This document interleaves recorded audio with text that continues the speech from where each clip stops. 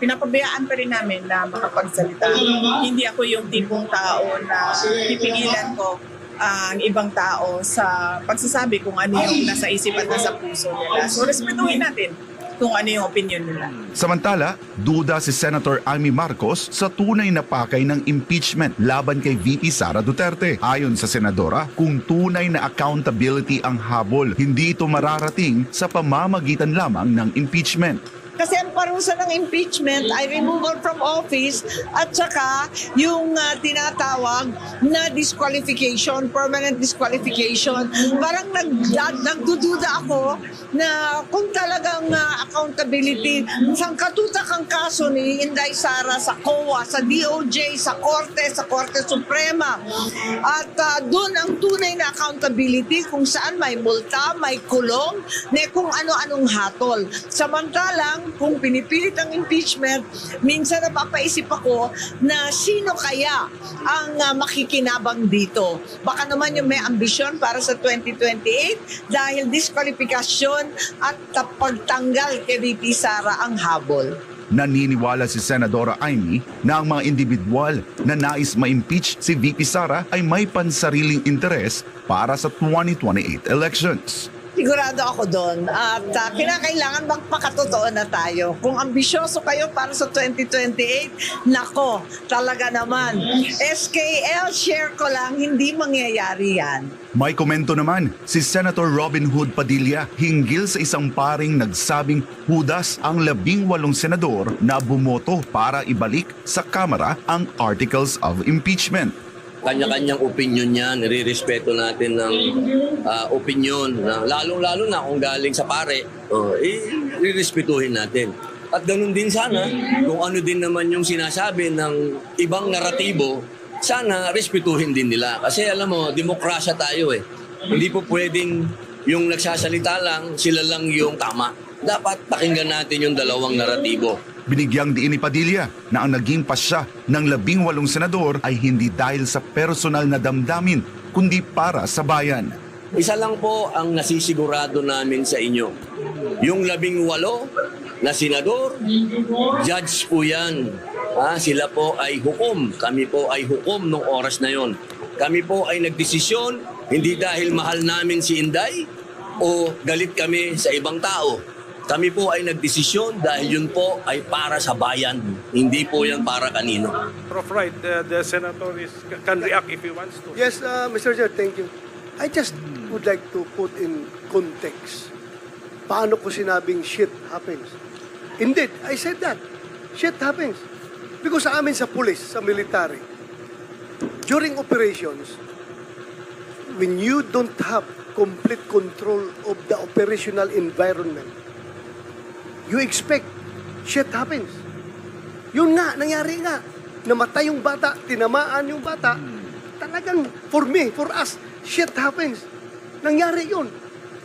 So what's the fuss? What's the fuss about blaming ourselves for... Sinabi ko, talaga nangyari. Hindi perfect yung operation. Hindi mo kontrolado ang environment. May tinamaan na bata. So, anong tawag ko dyan? Perfection happens? There's no perfect operations. Sometimes shit happens. That's what I say that. But that does not mean to degrade the soul, the departed soul of that child na namatay. Ang problema lang sa inyo, Father, you are trying to capitalize my words for propaganda purposes. That's very bad, Father. Masama po yan. Huwag niyong gamitin, you do not take the word out of context para i-propagandize yung isang issue. Ako, sinabi ko shit happens because I'm blaming myself as the chief PNP. Nangyari yung hindi dapat nangyari. Namatay yung bata, tinamaan. Really, shit happens. Pero, when the media presented it, when the media articulated it in their papers, wow, iba na. Bato is demonyo na yung bata parang masaya pa dahil lang namatay yung bata. Mali po yun, Mr. Chair. So, matanong ko lang si Father, when you said that you used drugs for 15 years, ano po yung drugs na ginamit mo, Father? Shabu po, O bago pa mag-shabu, Pare ka na noon? syempre hindi pa ho. Hindi ka pa pare. Natural po. So, 15 years. How old ka nag-start gumamit na shabu?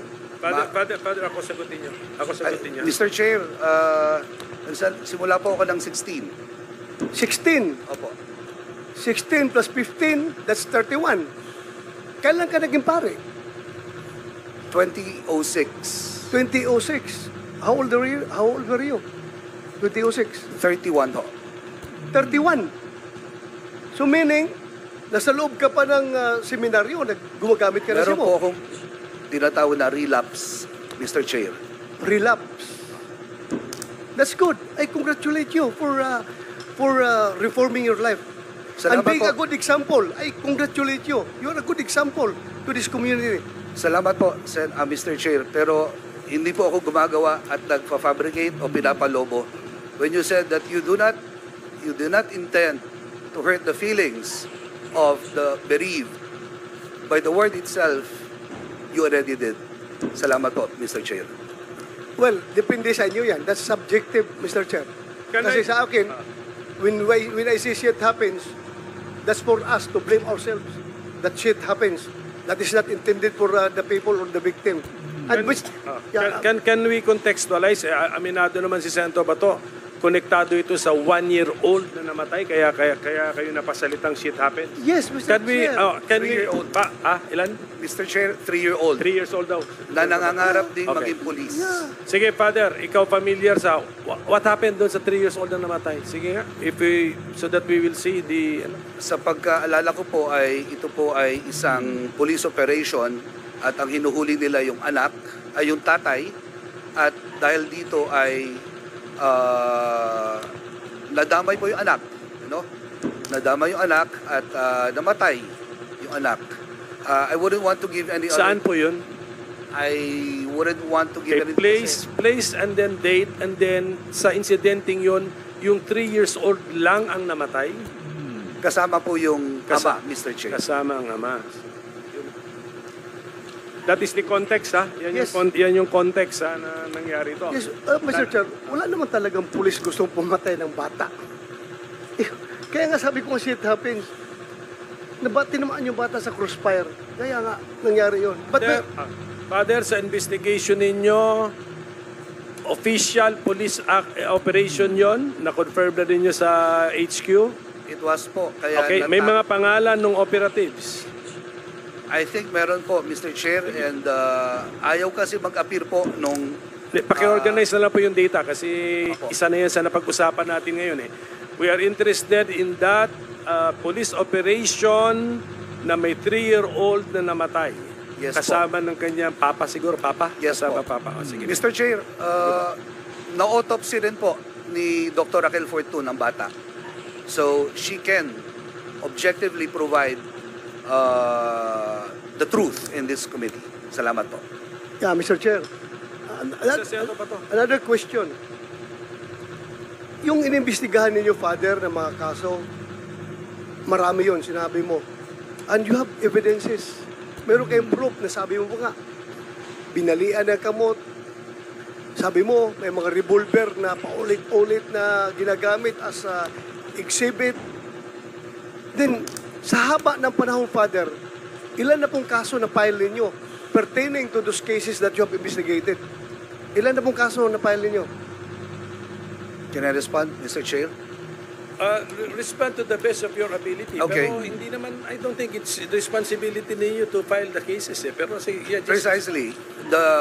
Mr. Chair, but since concerned siya, advokasya niya yan, he should see to it that justice must be served to these victims. Hindi So, po ba mas responsibility ng pulis yan?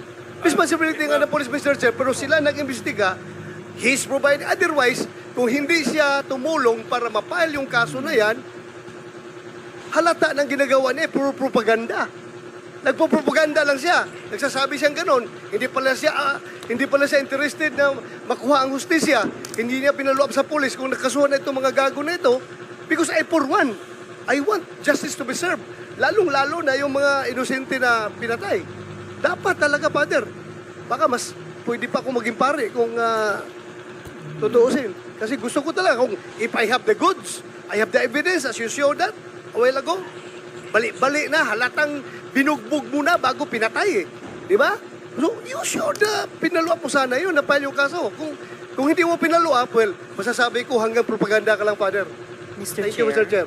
Mr. Chair. Father, si Senator Risa wants to interject something. Sige, Brief, Senator Risa. salamat kayo, Mr. Chair. Brief interjection lang. Yan. Render something ineffective or harmless by applying an opposite force or effect. Ano yung opposite force or effect na sinasabi? Yan ang sinasabi mong negation. Negation operation. Paano gagawin yan? Kasi sabi mo, gusto mo magpulis-pulisan eh. Gusto mo yung term ng pulis, talagang insist yung gusto mong meaning eh. Yung negation operations ay pagkakandak ng operations against the suspects.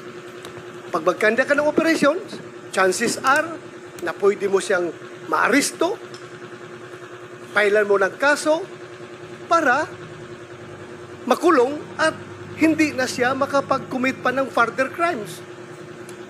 Ineffective na siya sa kanyang mga criminal activities. Ngayon, sabi mo patay.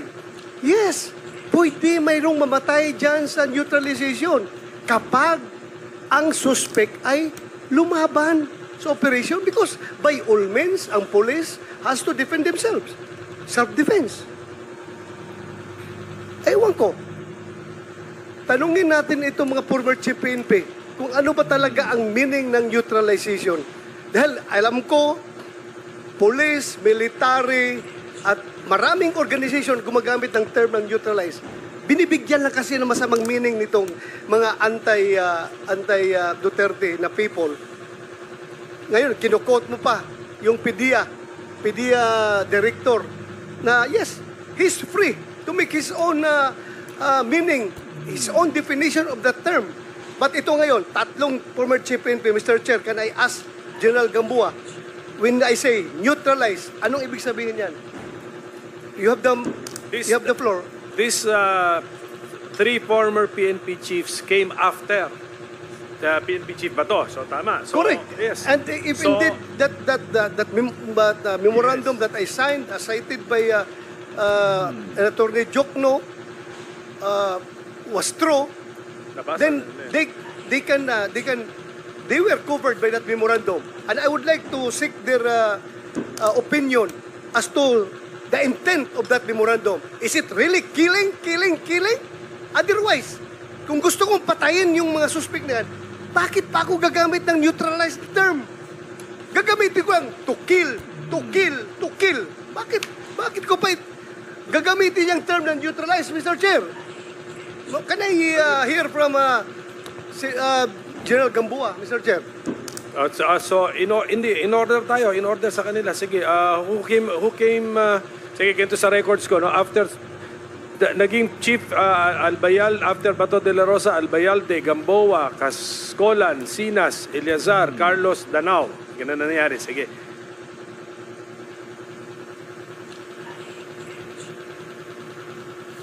Okay, the question of Senator Bato, he wants to direct it first to lawyer pa pala itong ating lawyer, former police chief, Attorney Archie Gamboa. Yes, sir. Thank you very much, Mr. Chair. First, I'd like to put everything in the proper context because if you only deal with how Attorney Jokno has interpreted the Command Memorandum Circular, you will have really that kind of bias. Now, as an opinion, there are at least 3 laws that prohibits disclosure of classified documents. There's NAPOLCOM Circular 2016-002. There's Republic Act 3019, Section 3. And there's Republic Act 6713, Section 7. All of this prohibits on the part of the government employee to divulge plans like this. For your information, that plan that was presented is classified as confidential. There are limits to the access of that. Why? Because while it may not endanger national security, peace and order, and public safety, it might be prejudicial to the interest, prestige of national government activities. It may cause administrative embarrassment. It may cause unwarranted injury, and it may be advantageous to other nations. I am telling this because first and foremost, those documents are not supposed to be accessed by the public. But this responsibility lies on the government employee themselves. Pero ito, wala na tayong magawa, Mr. Chair, dahil lumabas na siya.